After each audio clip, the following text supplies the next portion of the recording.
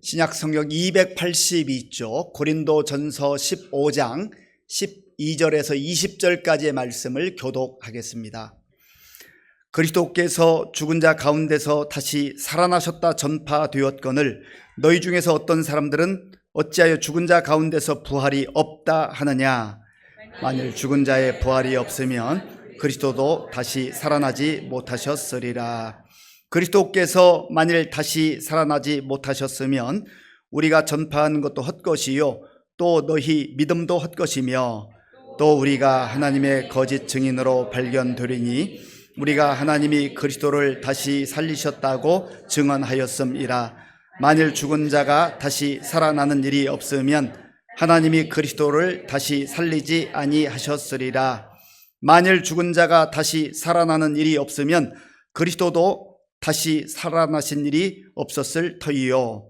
그리스도께서 다시 살아나신 일이 없으면 너희의 믿음도 헛되고 너희가 여전히 죄 가운데 있을 것이요.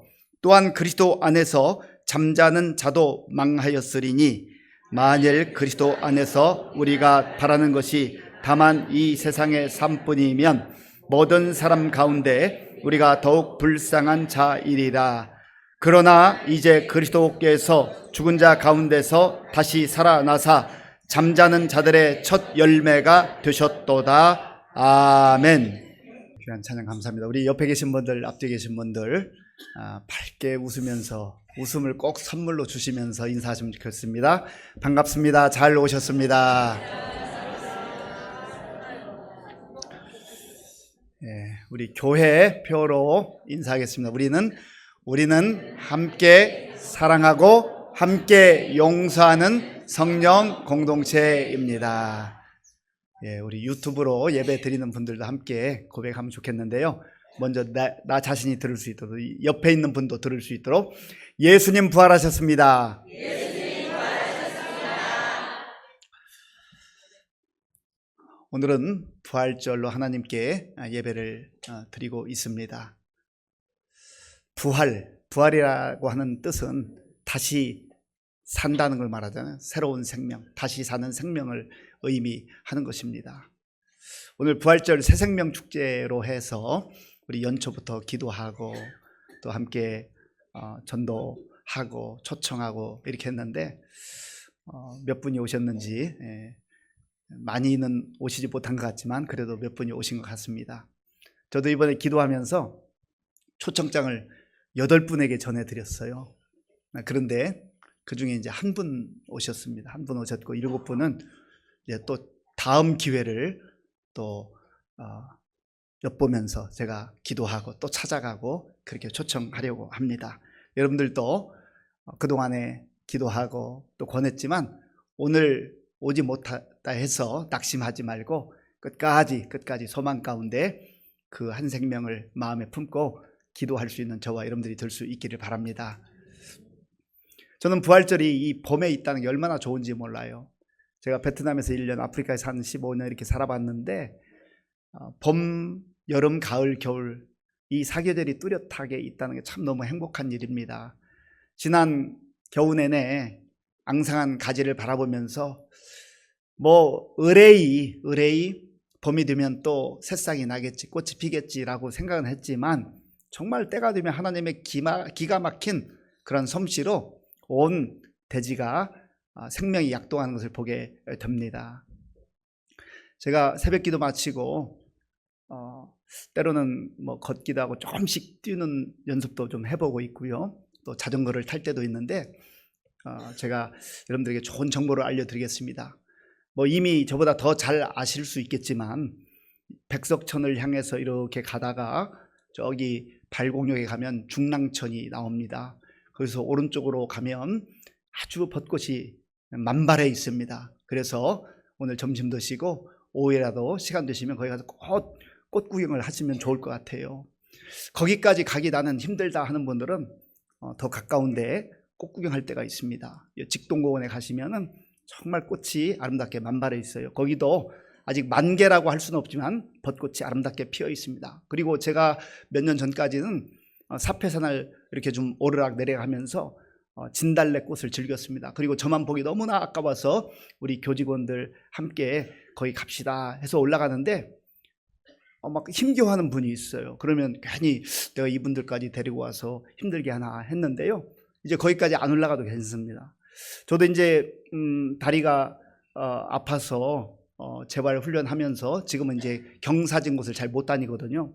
그 지금은 이쪽 직동원 입구에서 저쪽 예술의 전당까지 한 1km 정도 되는데 그 산책길을 가노라 보면 제가 지금까지 한 7여 년 동안 보지 못한 그런 진달래가 그렇게 많은 줄을 이번 봄에 처음 알았습니다. 한 송이 한 송이 바라보면서 너무너무 아름다운 하나님의 솜씨를 맛보고 있는 거예요. 여러분들도 사패산까지 안 올라가도 됩니다. 이 직동공원을 향해서 그 산책길을 걷다 보면 정말 진달래가 만발해 있어요. 그래서 거기 가서 이제 웃으시고 꽃들하고 대화도 하시고 사진도 찍으시고 그렇게 하면 좋을 것 같아요. 사실 예수를 믿는 사람이든지 안 믿는 사람이든지 봄이 오면 다 꽃 축제를 갑니다. 가서 즐거워하는데요. 예수 믿는 사람과 안 믿는 사람의 차이가 어디서 난 줄 아십니까? 꽃을 보면서 하나님은 살아계시구나, 참 하나님의 오묘한 이 섭리가 여기에 나타나 있구나라는 것을 다시 한번 경험하게 돼요. 그 하나님을 찬양하지 않을 수가 없습니다. 그리고 이제 우리는 고난의 주간을 보내면서 부활절을 맞이하기 때문에 이와 같은 하나님의 놀라운 새로운 생명의 역사가 나타나는구나 하는 것을 경험하게 됩니다. 우리 기독교 신앙에 있어서 중요한 내용들이 있습니다만은 부활 신앙을 빼놓고는 다른 거 말하기가 어려워요. 십자가의 복음, 십자가의 은혜가 있지만 십자가의 복음과 은혜도 예수님의 부활로 완성되는 거예요. 예수님의 부활이 없다고 한다면 십자가의 그 고통과 죽음이 무슨 의미가 있겠습니까? 예수님의 제자들도 예수님을 따라다니면서 예수님께서 기적을 행하시고 능력을 행하실 때 아주 가슴이 설레었어요. 마음이 설레었어요. 그런데 어느 시점부터 예수님이 내가 예루살렘에 올라가서 고난을 받고 죽게 될 것이다, 그리고 3일 만에 살아나게 될 것이다 말씀하셨습니다. 그때에 베드로가 앞장서서 예수님께 항변했다라는 이 단어의 깊은 뜻을 보면 예수님을 꾸짖었다, 그런 뜻이 있어요. 예수님 잘못됐습니다, 예수님 죽으시면 안 됩니다, 그렇게 꾸짖기까지 한 겁니다. 그러나 예수님은 베드로의 말을 들으신 것이 아니라 아버지 하나님의 뜻을 따라서 묵묵히 그 십자가를 향하여 가셨죠. 예수님은 그 십자가에 달리기 전에도 죽게 되겠지만 부활하게 될 것이다, 다시 살게 될 것이라는 약속을 분명하게 해 주셨습니다. 그런 면에서 우리가 이 땅을 살아가면서 다양한 모습으로 살아가지만 결국은 이 땅에는 부활을 믿는 사람이 있는가 하면 부활을 믿지 않고 살아가는 사람이 있다라는 거예요. 사도 바울이 고린도 교회 성도들에게 편지를 보내면서 부활에 대해서 언급을 하고 있습니다. 12절 말씀, 12절 함께 읽겠습니다. 그리스도께서 죽은 자 가운데서 다시 살아나셨다 전파되었거늘 너희 중에서 어떤 사람들은 어찌하여 죽은 자 가운데서 부활이 없다 하느냐. 아멘.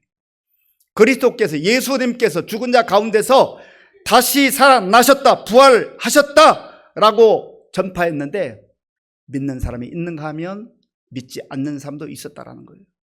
지금 이 편지를 누구한테 쓰는 거죠? 고린도 교회, 그리고 성도들에게 쓰는 겁니다. 교회 안에 들어와서 예배도 드리고 찬송도 하고 기도도 하고 하나님 말씀도 듣는 사람들이 많이 있었어요. 그런데 그 가운데 어떤 사람들은 다른 건 믿겠는데 나는 부활은 못 믿겠다. 어떻게 사람이 죽으면 다시 살 수 있어? 부활은 불가능하지, 못 믿겠다고 하는 사람들이 있었다라는 거예요. 여러분, 오늘 우리 이 시대는 AI 시대가 되었습니다. 지금으로부터 꼭 10년 전에 그 이세돌 구단과 알파고가 바둑을 두었지요. 그때 우리는 AI, 인공지능에 대해서 좀 막연하게 생각했어요. 그런데 지금 10년이 흐른 이 즈음에 우리는 AI의 엄청난 위력을 경험하고 있습니다. 참 대단한 발전 속도예요. 하루하루가 눈부시게 달라집니다.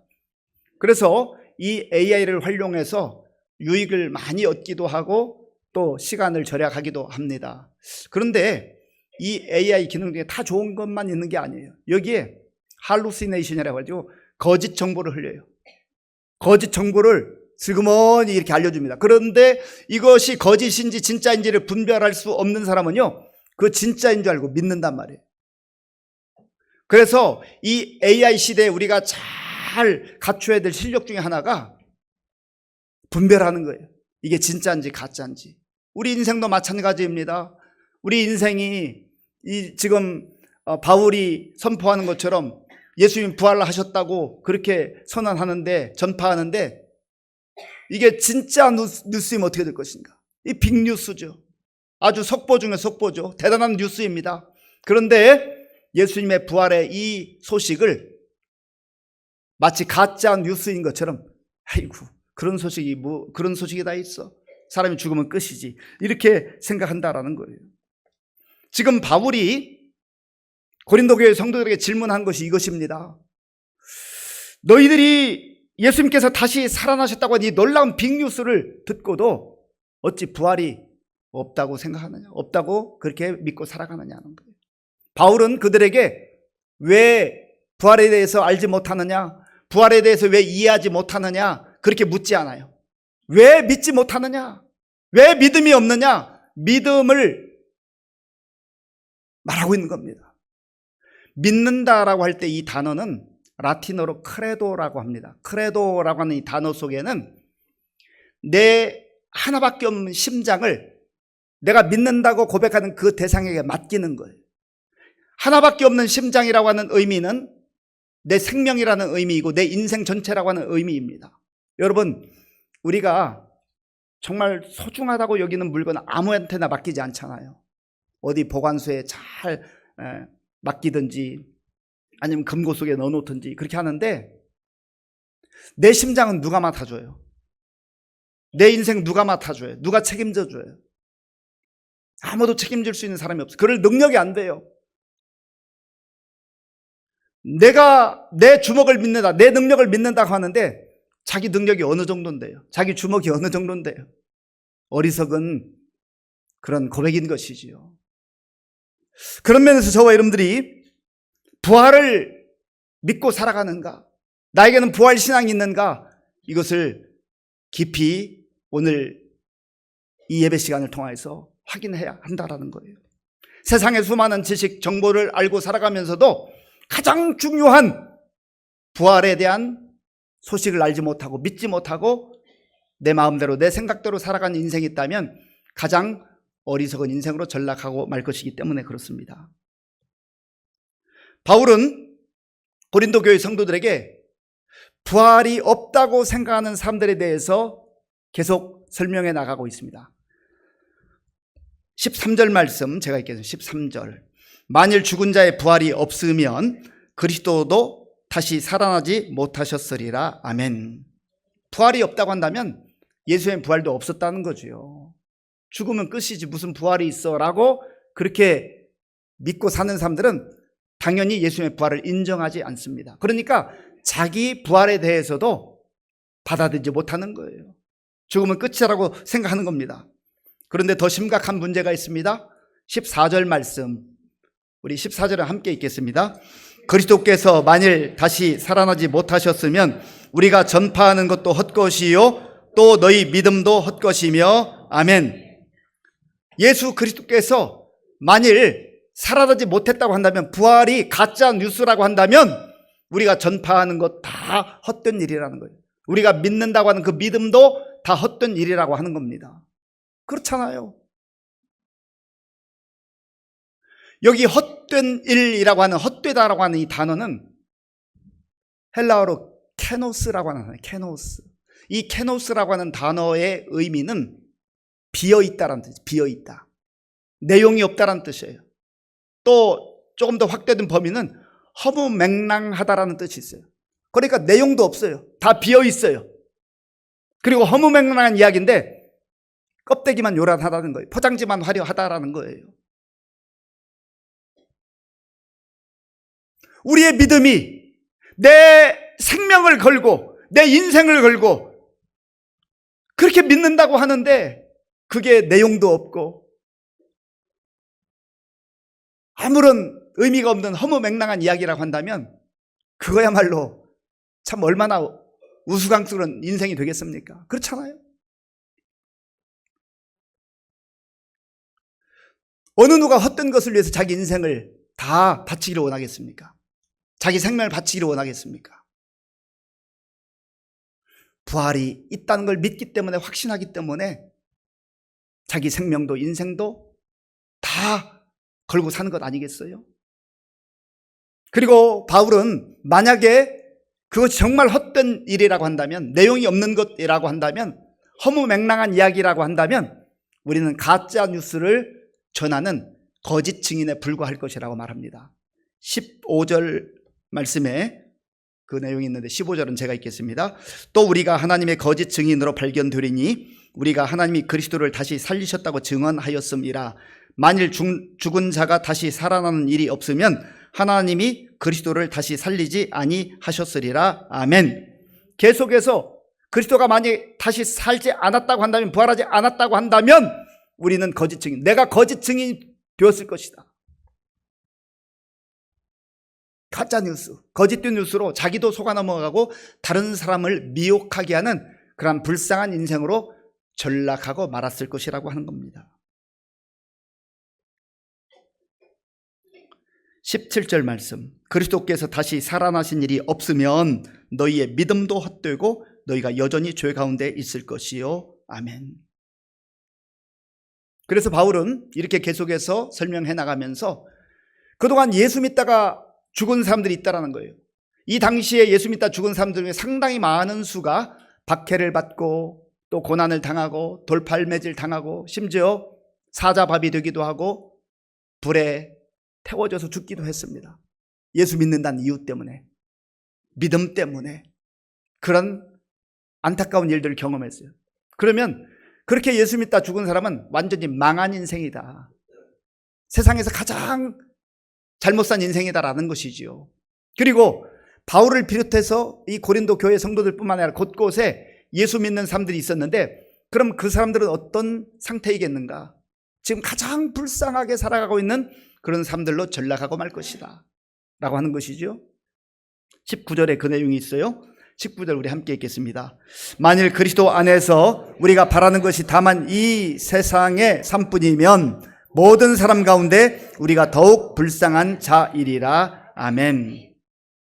가장 불쌍한 자로 예수 믿는 사람들이 비참하게 살아가고 있다라는 거예요. 만약에 부활이 없다면, 부활이 가짜 뉴스라고 한다면. 그런데 역으로 생각해 보세요. 부활이 진짜라면, 부활을 믿지 않고 살아가는 사람들이 가장 불쌍하고 가장 어리석은 인생을 살아가고 있다라고 하는 겁니다. 바울은 20절에서 대단한 반전을 이야기합니다. 그러나라고 시작해요. 그러나, 그 앞에 있는 내용을 완전히 뒤집어서 말하는, 그러나 이제 그리스도께서 죽은 자 가운데서 다시 살아나사 잠자는 자들의 첫 열매가 되셨도다. 아멘. 이것이 바울이 사는 이유였어요. 이것이 바울이 그렇게 힘들고 어려운 과정들을 통과하면서도 포기하지 않고 복음을 위해서 살았던 이유입니다. 이 고백이 바울의 고백만 되면 되겠습니까? 저와 여러분들의 믿음의 고백이 될 수 있기를 바랍니다. 이 믿음으로, 이 고백으로 살아갈 수 있는 저와 여러분들이 될 수 있기를 바랍니다. 예수님께서 부활의 첫 열매가 되셨다고 하는 것은 둘째, 셋째, 열째 계속해서 그 후속 열매가 있다라는 거예요. 저와 여러분들도 예수님 안에서 정말 죽음으로 끝나는 허망한 인생이 아니라 이 부활의 소망과 확신을 가지고 살아가는 그런 존귀한 인생으로 부름받은 줄로 믿습니다. 부활을 우리가 어떻게 믿을 수 있는가? 그 근거가 무엇인가? 여러 가지가 있을 수 있습니다만은 이 시간 몇 가지를 함께 살펴보기를 원합니다. 부활의 근거는 바로 하나님의 약속의 말씀에 있어요. 하나님의 약속의 말씀, 하나님의 말씀에 그 근거가 있다라고 하는 겁니다. 바울은 고린도전서 15장 3절 4절에서 이렇게 선포합니다. 함께 읽겠습니다. 내가 받은 것을 먼저 너희에게 전하였노니 이는 성경대로 그리스도께서 우리 죄를 위하여 죽으시고 장사 지낸 바 되셨다가 성경대로 사흘 만에 다시 살아나사. 아멘. 두 가지를 말하는데 예수님께서 죽으셨다라는 거예요. 그런데 성경대로 죽으셨다라는 거예요. 성경에 예수님께서는 이 땅에 오시면서 이제 하나님의 아들로 오셔서 구주로 오셔서 고난받는 종으로 어린 양으로 죽으실 것을 이미 말씀해 주셨어요. 약속해 주셨어요. 성경대로 예수님께서 죽으신 거예요. 그리고 살아나신 것도 우연히 살아난 게 아니다. 어쩌다 살아난 게 아니라 성경대로 하나님의 약속대로 말씀대로 살아나셨다라는 거. 이것이 중요한 겁니다. 하나님의 말씀을 우리가 믿을 수 있는 이유는 하나님의 말씀은 언제나 변치 않는 말씀이기 때문에 그래요. 우리가 성경을 크게 두 부분으로 나누는데 구약 성경, 신약 성경이라고 해요. 구약 성경, 먼저 주신 약속. 신약 성경은 예수님 안에 새로 주신 약속을 지키시는 분이 하나님이 있어요. 하나님께서 약속하신 대로 말씀이 이루어진다라는 겁니다. 이사야 26장 19절 말씀. 여기에도 말씀해 주셨어요. 주의 죽은 자들은 살아나고 그들의 시체들은 일어나리이다. 티끌에 누운 자들아 너희는 깨어 노래하라. 주의 이슬은 빛난 이슬이니 땅이 죽은 자들을 내놓으리로다. 아멘. 주의 죽은 자들은 살아나게 될 것이다. 하나님 때가 되면 반드시 살아나게 될 것이다. 부활의 첫 열매로 메시아신 예수님께서 그 증거를 보여주셨습니다. 그래서 부활의 증거와 확신은 바로 하나님의 약속의 말씀이에요. 우리가 예수를 믿는다고 할 때 하나님 말씀, 약속의 말씀 믿잖아요. 우리 믿는 믿음의 내용은 내 생각이 아니에요. 내 경험이 아니에요. 내 지식이 아니에요. 하나님의 약속에 근거한 말씀 중심의 신앙생활이에요. 그런데 이 부활을 믿지 못한다고 한다면 우리는 성경을 구약부터 신약까지 쭉 읽어볼 때 믿을 만한 게 별로 되지 않습니다. 창세기를 보면 태초에 하나님이 천지를 창조하시니라 말씀하셨는데 부활을 믿지 못하면 창조도 못 믿는 거예요. 하나님이 세상을 창조하셨다고? 어떻게 그런 일이 있어? 이건 지식의 문제가 아닙니다. 이것은 경험의 문제가 아니에요. 지식과 경험을 뛰어넘는 하나님의 섭리와 하나님의 일하신 그런 역사예요. 그리고 성경을 쭉 읽어보세요. 이스라엘 백성들이 홍해를 가르치는 하나님의 인도하심에 따라 그걸 건너갔다고요? 그거 어떻게 믿을 수 있어요? 예수님께서 눈먼 자의 눈을 뜨게 하셨다고요? 안전병을 일으키셨다고요? 바다를 걸으셨다고요? 죽은 자를 살리셨다고요? 성경을 나의 시각으로 보면, 지식적 관점으로 보면 믿을 만한 게 별로 못 듭니다. 받아들일 수 있는 게 별로 없어요. 그저 서로 사랑하라. 그런 얘기는 좋은 얘기죠. 그런 얘기는 성경뿐만 아니라 누구라도 할 수 있는 얘기예요. 부활을 믿는가? 부활신앙을 가지고 살아가는가? 이 부활의 근거는요, 예수님 자신에게 있어요. 예수님께서 제자들에게 말씀하셨어요. 돌아가시기 전에 말씀하신 거예요. 내가 죽게 될 것이다. 다시 살아나게 될 것이다. 마태복음 16장 21절 말씀 함께 읽겠습니다. 이때로부터 예수 그리스도께서 자기가 예루살렘에 올라가 장로들과 대제사장들과 서기관들에게 많은 고난을 받고 죽임을 당하고 제3일에 살아나야 할 것을 제자들에게 비로소 나타내시니 아멘. 예수님께서 죽으실 것도 말씀하셨고 3일 만에 다시 살아나실 것도 말씀해 주셨어요. 그런데 사람들은요, 죽는 것까지는 받아들이는데 다시 사는 것을 받아들이지를 못해요. 왜요? 내 생각이 안 된다고 생각하거든요. 나는 못하지만, 우리는 못하지만, 인간은 제한적이지만, 인간에게는 불가능하지만 전능하신 하나님께서는 못할 일이 없는 줄로 믿습니다. 그리고 예수님께서 나사로가 죽었을 때 그 나사로의 무덤으로 가면서 마르다에게 말씀하셔요. 요한복음 11장 25절에서 26절 말씀 함께 읽겠습니다.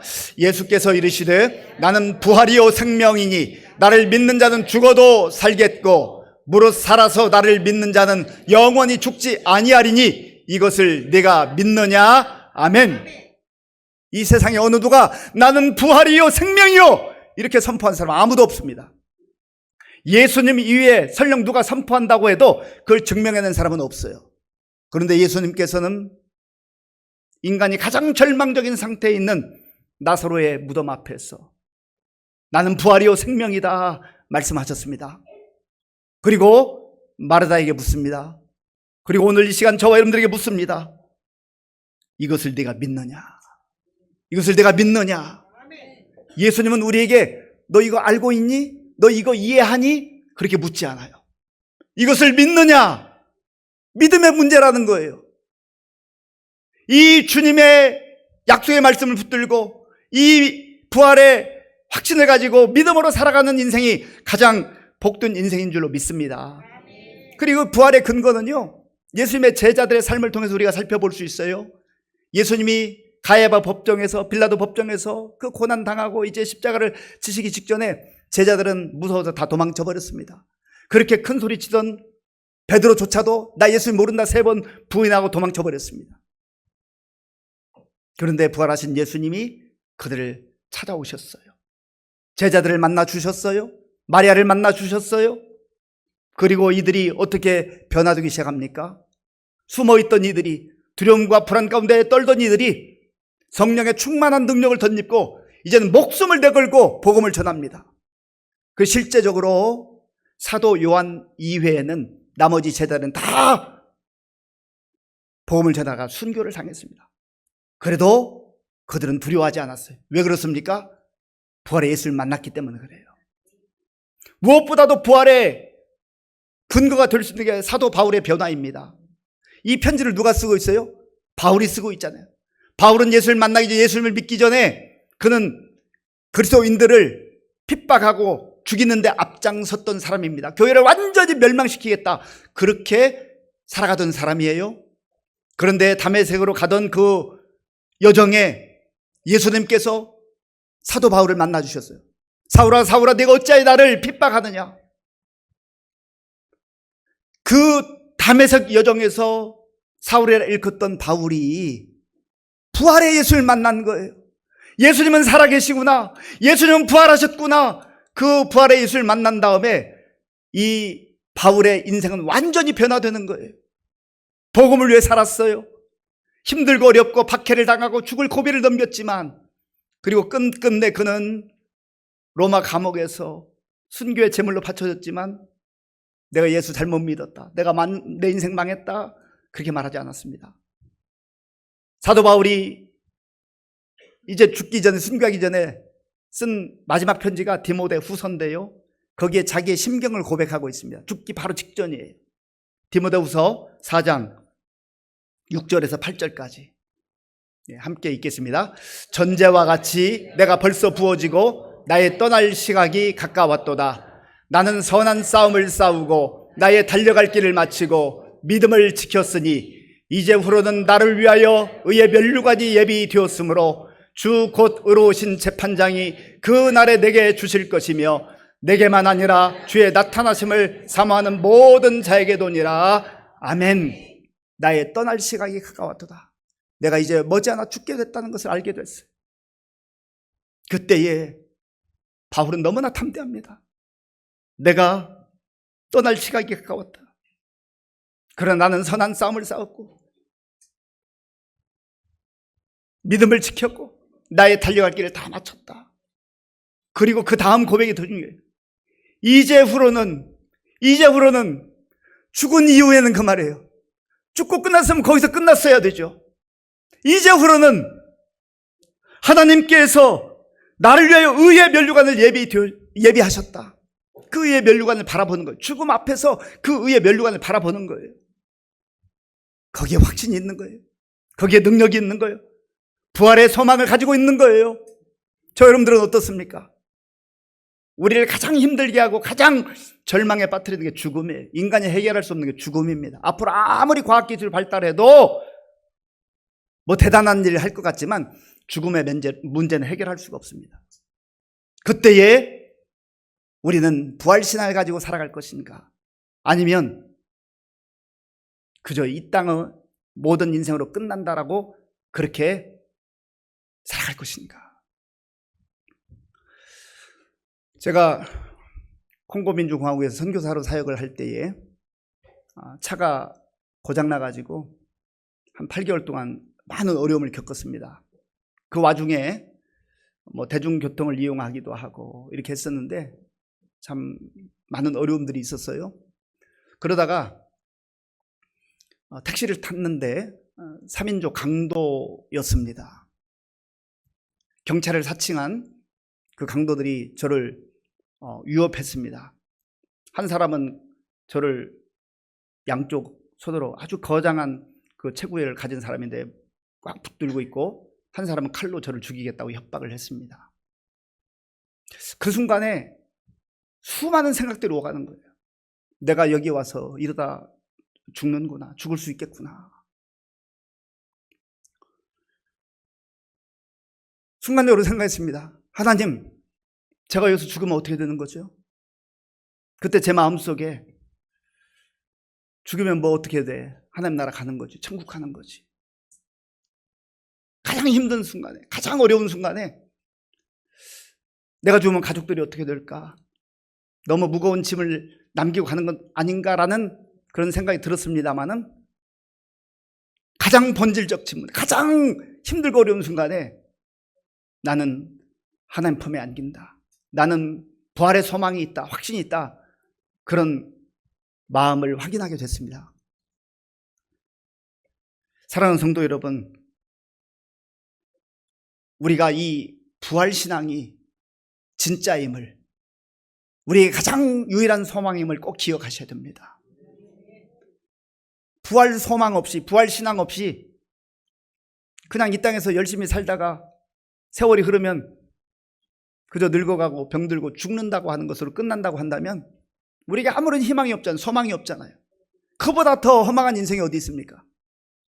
그런데 부활이 있기 때문에, 새로운 생명이 있기 때문에 예수님께서 우리에게 그러한 소망과 확신을 주시기 위해서 십자가에 달리신 거예요. 그리고 다시 3일 만에 살아나신 거예요. 이 부활신앙으로, 부활의 확신으로 살아갈 수 있는 저와 여러분들이 될 수 있기를 바랍니다. 그럴 때 어떤 상황 속에서도 절망하지 않고 담대하게 우리가 살아갈 수가 있어요. 또 우리 자신들이 그래 살아갈 뿐만 아니라 우리 주변에 있는 사람들에게 이 복음의 소식을, 이 부활의 소식을 전하며 살아야 되지 않겠습니까? 우리 모두 낙심하지 말고 절망하지 말고 죽음으로 끝나는 허망한 인생이 아닌 것을 오늘 하나님의 말씀에서 다시 한번 확인하시고 부활의 감격으로, 부활의 소망으로 담대하게 살아가는 저와 여러분들이 될 수 있기를 간절히 바랍니다. 아버지 하나님, 감사합니다. 주님께서는 오늘 이 시간 우리에게 물으십니다. 나는 부활이요 생명이니 나를 믿는 자는 죽어도 살겠고 무릇 살아서 나를 믿는 자는 영원히 죽지 아니하리니 이것을 네가 믿느냐? 하나님, 이 본질적 질문 앞에 우리 모두 아멘, 믿습니다 라고 고백하며 부활이 진짜 우리 인생의 소망임을 믿고 부활신앙으로 살아가는 우리 모두가 되게 하여 주시옵소서. 예수님의 이름으로 기도하옵나이다. 아멘.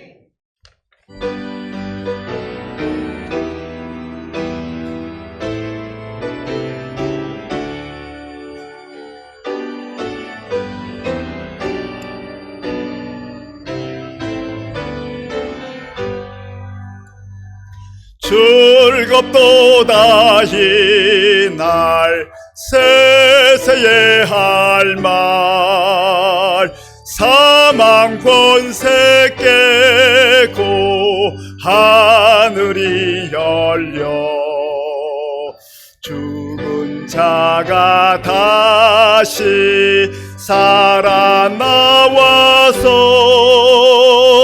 생명의 주 예수 찬송하도다. 즐겁도다 이날 세세에 할 말 사망 권세 깨고 승리하셨네. 부활하신 주님 나타나시니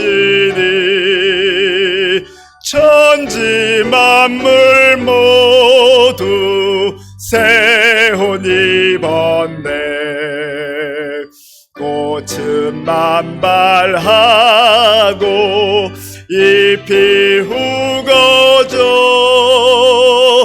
승리하신 주를 찬송하도다. 즐겁도다 이날 세세의 할 말. 사망 권세 깨고 승리하셨네.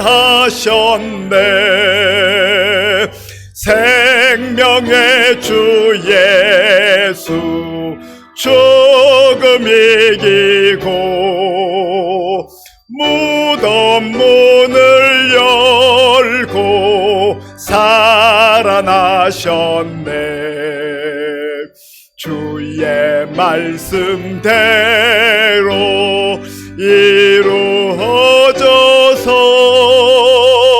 사흘 만에 다시 살아나셨네. 즐겁도다 이날 세세의 할 말. 사망 권세 깨고 승리하셨네. 아멘.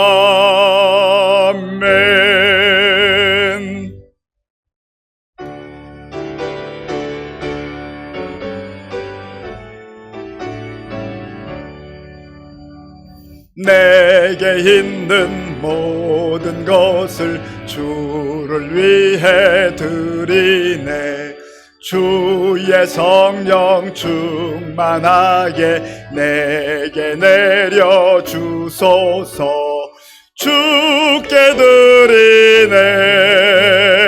주께 드리네. 사랑하는 구주 앞에 모두 드리네.